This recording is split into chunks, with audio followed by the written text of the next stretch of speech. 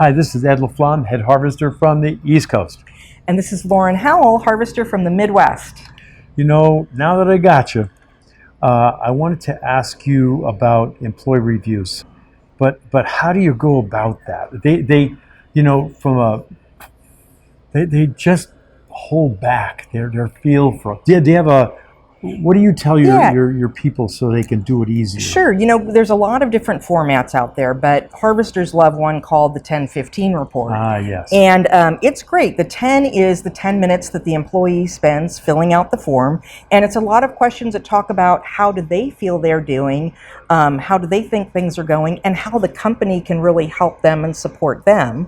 And the 15 is the 15 minutes that you spend discussing that with the employee, and you give them feedback.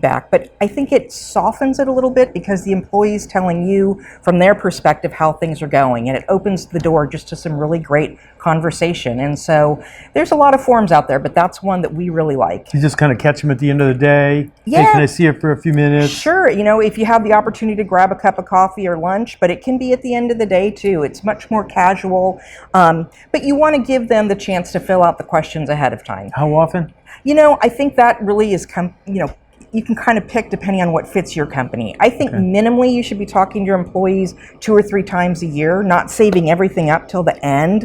I see people that do reviews at the end of the year, and something that's been a problem since March isn't getting discussed till December, and you miss that opportunity. So I really like to see maybe quarterly is great with kind of an end of the year, more formalized report. Yeah. I think that's a really good idea. I think that my clients, they tell me they have trouble doing it, but I think the reason is they don't do it often enough. If they just had a more informal session every 2 or 3 months, how you doing, like that kind of thing, it'd be so much easier for them. I think so too, and if you think about it as more of a check-in than a report card, I think it can be helpful and have the same effect. You really do want to share where the employee needs to improve, and you want to help the employee be successful. And to be perfectly honest, sometimes those reviews help the employee go be successful somewhere else if they're not working out with you so well. Yeah, I got it. And what happens when they bring up money? You know, I like to keep the money as a separate issue from the reviews. I really want to focus the reviews on how things are going, and then do the increase as a separate process that, based on the performance of the company. And of course you take their performance into consideration, but it's not so, tit for tat as far as giving them the raise. I keep it as a separate process. That's good. And this way you see how they feel about their job and how they feel about their company too, right? Absolutely. And sometimes you get feedback that you wouldn't have gotten if you didn't ask. So I think it's time well spent. That's awesome. And I think we're going to allow people to have access to that 10-15 report if they want it, right? Absolutely. So folks, remember, if you want that 10-15 report, it's right at the end of the video. Just click the little link and you'll get it. It's pretty awesome.